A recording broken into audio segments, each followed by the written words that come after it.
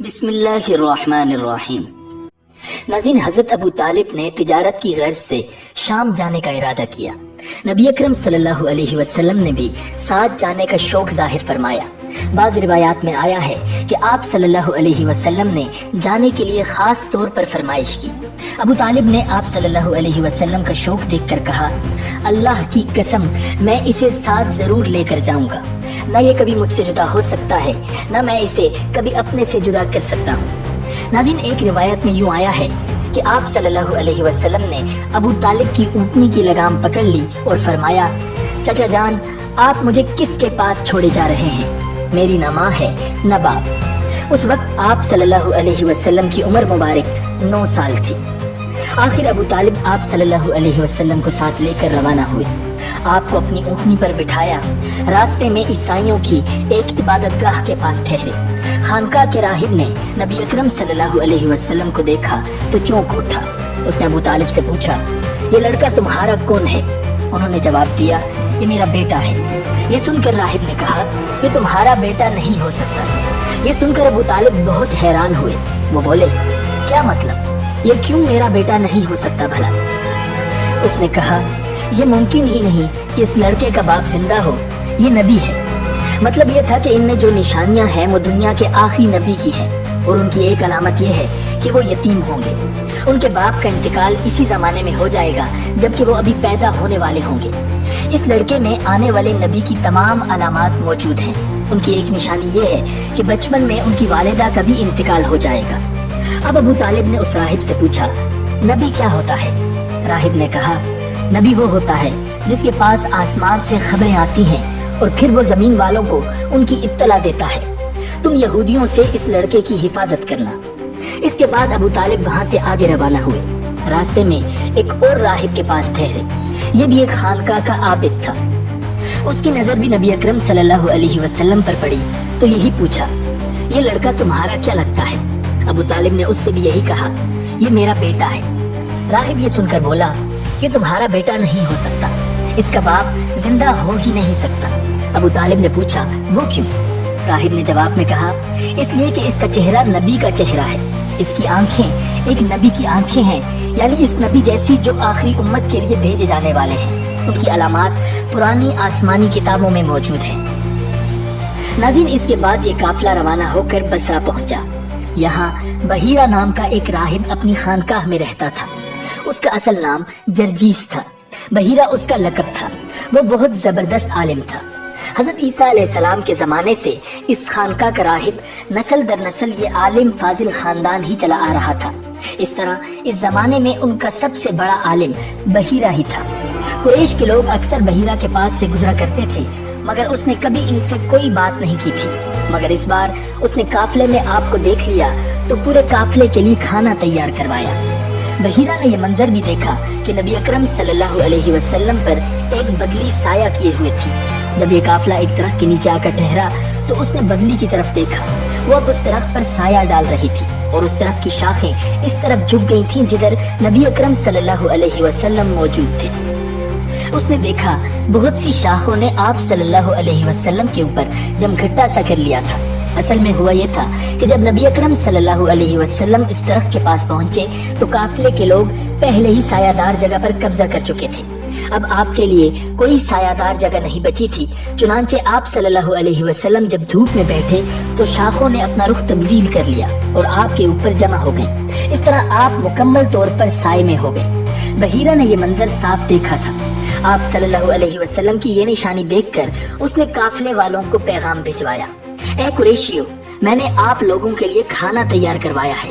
میری خواہش ہے کہ آپ تمام لوگ کھانا کھانے آئیں، یعنی بچے، بوڑھے اور غلام سب آئیں۔ بحیرہ کا یہ پیغام سن کر قافلے میں سے ایک شخص نے کہا، اے بحیرہ، آج تو آپ نیا کام کر رہے ہیں، ہم تو اکثر اس راستے سے گزرتے ہیں، آپ نے کبھی دعوت کا انتظام نہیں کیا، پھر آج کیا بات ہے؟ بحیرہ نے انہیں صرف اتنا جواب دیا، تم نے ٹھیک کہا، لیکن بس آپ لوگ مہمان ہیں اور مہمان کا اکرام کرنا بہت اچھی بات ہے۔ اس طرح تمام لوگ بحیرہ کے پاس پہنچ گئے، لیکن اللہ کے رسول صلی اللہ علیہ وسلم ان کے ساتھ نہیں تھے، انہیں پڑاؤ ہی میں چھوڑ دیا گیا تھا۔ ناظرین، آپ صلی اللہ علیہ وسلم کو قافلے کے ساتھ اس لیے نہیں لے جایا گیا تھا کہ آپ کم عمر تھے۔ آپ وہیں درخت کے نیچے بیٹھ کے ادھر بحیرہ نے لوگوں کو دیکھا اور ان میں سے کسی میں اسے وہ صفت نظر نہ آئی جو آخری نبی کے بارے میں اسے معلوم تھی، نہ ان میں سے کسی پر وہ بدلی نظر آئی، بلکہ اس نے عجیب بات دیکھی کہ وہ بدلی وہیں پڑاؤ کی جگہ پر ہی رہ گئی تھی۔ اس کا صاف مطلب یہ تھا کہ بدلی وہی ہے جہاں اللہ کے رسول ہیں۔ تب اس نے کہا، اے قریش کے لوگوں، میری دعوت سے آپ میں سے کوئی بھی پیچھے نہیں رہنا چاہیے۔ اس پر قریش نے کہا، اے بحیرہ، جن لوگوں کو آپ کی اس دعوت میں لانا ضروری تھا ان میں سے تو کوئی رہا نہیں، ہاں ایک لڑکا رہ گیا ہے جو سب سے کم عمر ہے۔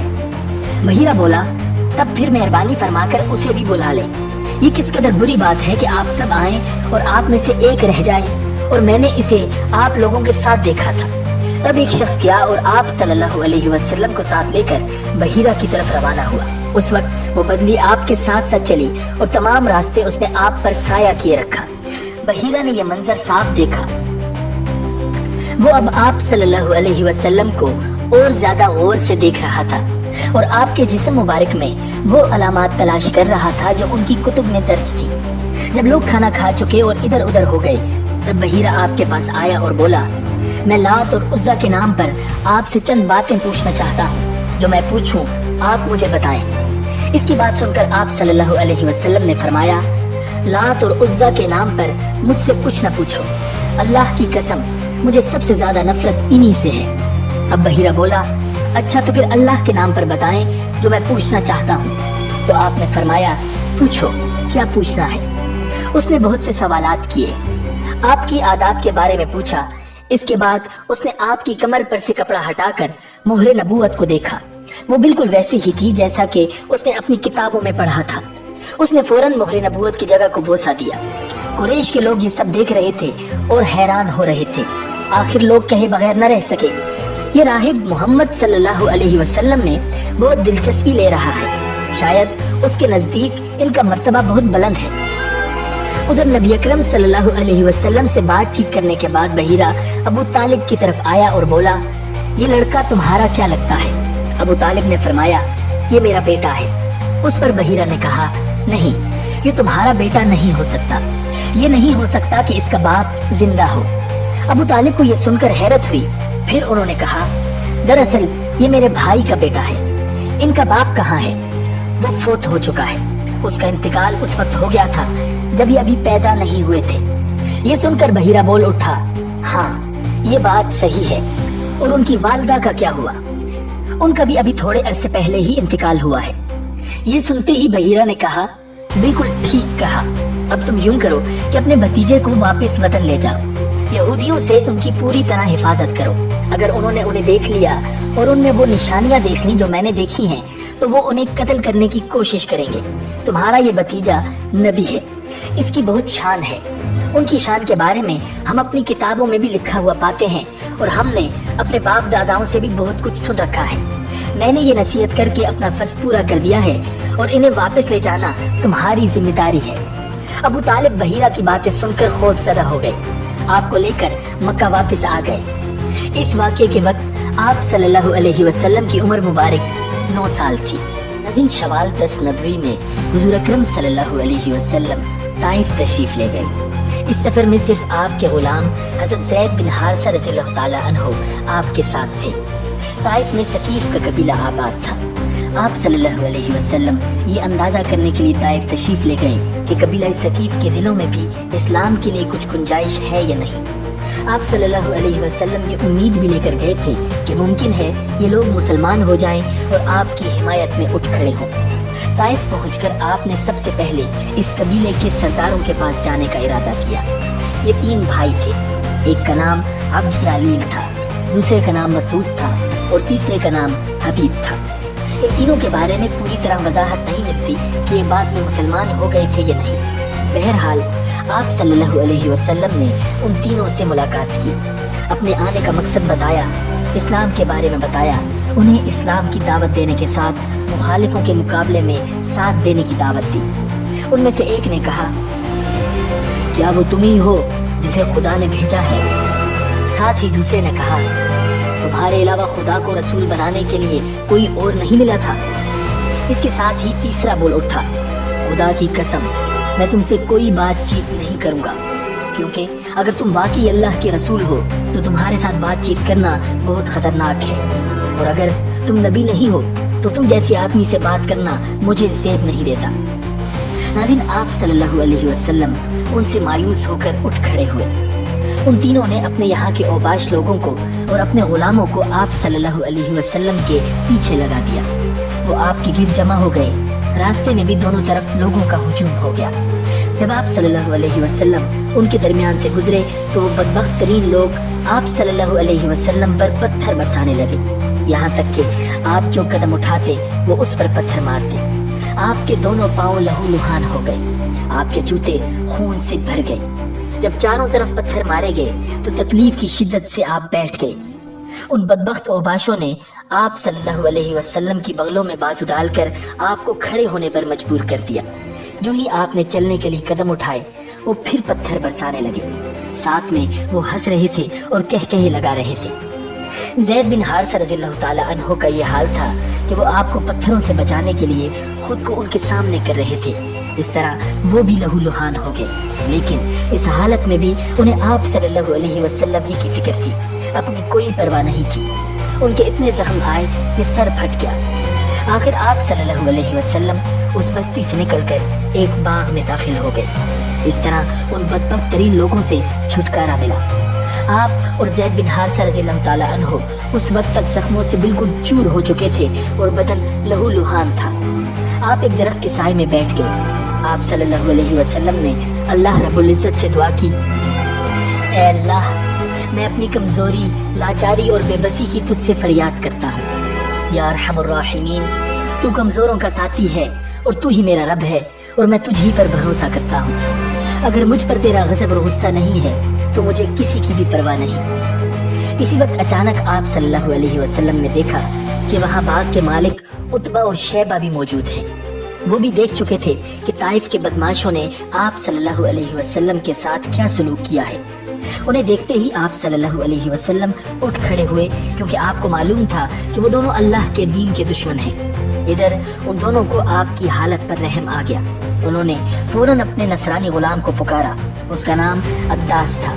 عداس حاضر ہوا تو انہوں نے اسے حکم دیا، اس بیل سے انگور کا خوشہ توڑو اور ان کے سامنے رکھ دو۔ عداس نے حکم کی تعمیل کی، انگور آپ کو پیش کیے۔ آپ صلی اللہ علیہ وسلم نے جب انگور کھانے کے لیے ہاتھ بڑھایا تو فرمایا، بسم اللہ۔ عداس نے آپ کے منہ سے بسم اللہ سنا تو اس نے اپنے آپ سے کہا، اس علاقے کے لوگ تو ایسا نہیں کہتے۔ آپ صلی اللہ علیہ وسلم نے اس سے پوچھا، تم کس علاقے کے رہنے والے ہو؟ تمہارا دین کیا ہے؟ عداس نے بتایا کہ وہ نصرانی ہے اور نینوا کا رہنے والا ہے۔ اس کے منہ سے نینوا کا نام سن کر آپ صلی اللہ علیہ وسلم نے ارشاد فرمایا، تم تو یونس علیہ السلام کے ہم وطن ہو جو متا کے بیٹے تھے۔ عداس بہت حیران ہوا اور بولا، آپ کو یونس بن متا کے بارے میں کیسے معلوم ہوا؟ خدا کی قسم، جب میں نینوا سے نکلا تھا تو وہاں 10 آدمی بھی ایسے نہیں تھے جو یہ جانتے ہوں کہ یونس بن متا کون تھے، اس لیے آپ کو یونس بن متا کے بارے میں کیسے معلوم ہوا؟ اس پر نبی اکرم صلی اللہ علیہ وسلم نے ارشاد فرمایا، وہ میرے بھائی تھے، اللہ کے نبی تھے اور میں بھی اللہ کا رسول ہوں۔ اللہ تعالیٰ ہی نے مجھے ان کے بارے میں بتایا ہے اور یہ بھی بتایا ہے کہ ان کی قوم نے ان کے ساتھ کیا سلوک کیا تھا۔ آپ صلی اللہ علیہ وسلم کی زبان مبارک سے یہ الفاظ سنتے ہی عداس فوراً آپ کے نزدیک آ گیا اور آپ کے ہاتھوں اور پیروں کو بوسہ دینے لگا۔ باغ کے مالک عتبہ اور شیبہ دور کھڑے یہ سب دیکھ رہے تھے۔ انہوں نے عداس کو آپ کے قدم چومتے دیکھا تو ان میں سے ایک نے دوسرے سے کہا، تمہارے اس غلام کو تو اس شخص نے گمراہ کر دیا۔ پھر عداس ان کی طرف آیا تو ایک نے اس سے کہا، تیرا ناس ہو، تجھے کیا ہو گیا تھا؟ تو اس کے ہاتھ اور پیر چھونے لگا تھا۔ اس پر عداس بولا، میرے آقا، اس شخص سے بہتر انسان پوری زمین پر نہیں ہو سکتا۔ اس نے مجھے ایسی بات بتائی ہے جو کوئی نبی ہی بتا سکتا ہے۔ یہ سن کر عتبہ نے فوراً کہا، تیرا برا ہو، اپنے دین سے ہرگز مت پھرنا۔ ان عداس کے بارے میں آتا ہے کہ یہ مسلمان ہو گئے تھے۔ عتبہ اور شیبہ کے باغ سے نکل کر آپ کن فعالت کے مقام پر پہنچے۔ یہاں پہنچ کر آپ نے سر اٹھایا تو ایک بدلی آپ صلی اللہ علیہ وسلم کے سر پر سایہ کیے ہوئے تھی۔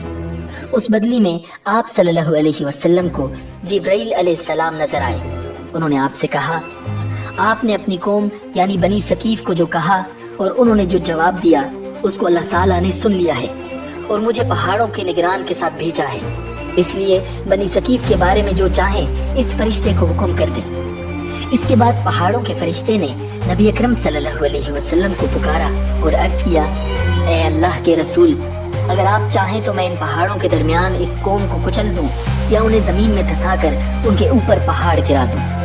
पहाड़ों के फरिश्ते की बात के जवाब में नबी अकरम सल्लल्लाहु अलैहि वसल्लम ने इरशाद फरमाया, नहीं, मुझे तवक्को है कि अल्लाह ताला उनकी औलाद में जरूर ऐसे लोग पैदा फरमाएगा जो अल्लाह ताला की इबादत करेंगे और उसके साथ किसी को शरीक नहीं ठहराएंगे। इस पर पहाड़ों के फरिश्ते ने जवाब दिया, अल्लाह ताला ने जैसा आप सल्लल्लाहु अलैहि वसल्लम को नाम दिया है, आप सल्लल्लाहु अलैहि वसल्लम हकीकत में रऊफ और रहीम है, यानी बहुत माफ करने वाले और बहुत रहम करने वाले हैं। नाज़रीन, उम्मीद है कि आपको ये वीडियो पसंद आई होगी। मिलते हैं बहुत जल्द एक नई वीडियो के साथ।